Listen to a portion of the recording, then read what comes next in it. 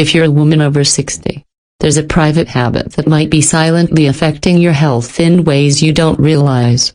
It's something most people assume is completely safe and natural: masturbation. The act itself isn't harmful, but as our bodies age, the way we approach it can matter more than we think. What once worked in your 30s or 40s may now be slowly wearing down your pelvic floor, dulling your sensations, or draining your energy without you noticing.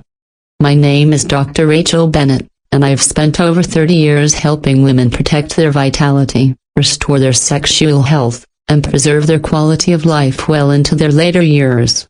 I've seen firsthand what happens when the private habits go unexamined. Many women assume that if it feels good, it must be harmless. But the truth is, it's not about whether you masturbate, it's about how. The way you approach it, the frequency, even the mindset you bring to it can either support your health or slowly undermine it. One of the most common mistakes I see is women forcing arousal and rushing toward climax. A woman in her 60s may sit in my office, frustrated that what used to feel effortless now takes pressure and force. She doesn't realize that pushing her body harder can cause small tears in delicate tissue, irritate the clitoris, and put unnecessary strain on her pelvic floor.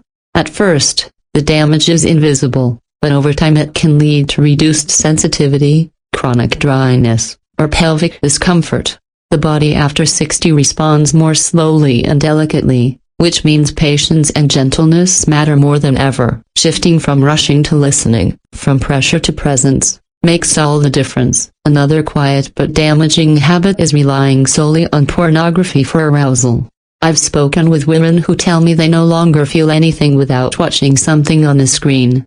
At this stage of life, overstimulating the brain with high-intensity content can desensitize the natural pathways of pleasure. What once felt exciting begins to feel flat, and intimacy in real life becomes harder to enjoy. This isn't about judgment, it's about biology.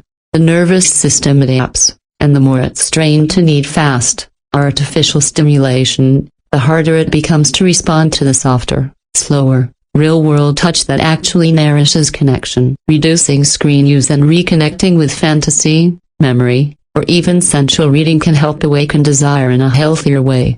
I've also worked with women who simply didn't realize that the frequency of their self-pleasure was leaving them depleted. What once felt like a guaranteed stress reliever can, after 60, tax the nervous system and sap energy if done too often. Recovery takes longer, hormones shift more slowly, and orgasms that once boosted energy may now leave you feeling drained.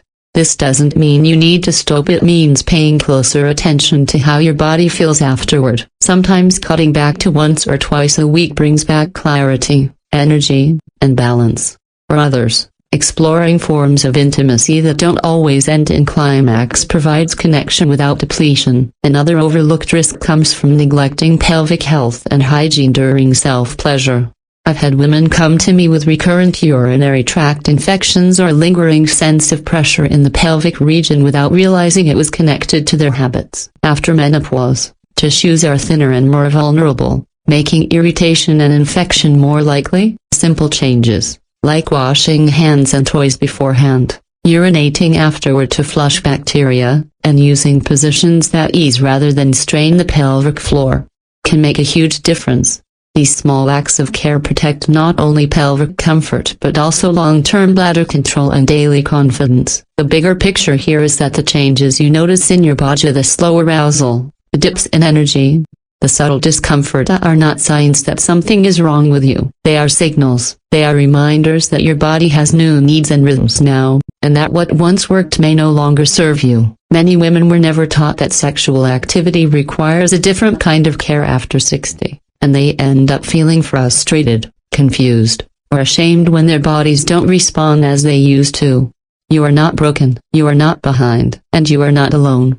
Your body is asking for gentleness, awareness, and respect. When you learn to adapt, everything changes so you can rediscover comfort, sensitivity, and pleasure in ways that feel right for this stage of life.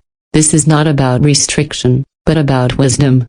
It's about building a new kind of relationship with yourself, one that listens instead of demands, that nourishes instead of depletes. Your body has carried you through every stage of life, and now it's asking for a new kind of partnership. The greatest strength you can cultivate now is not force, but awareness.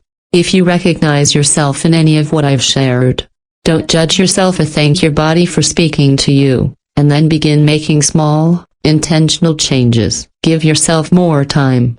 Skip the screen, try a different posture. Ask, what does my body need today? Instead of how fast can I finish? This isn't only about sex.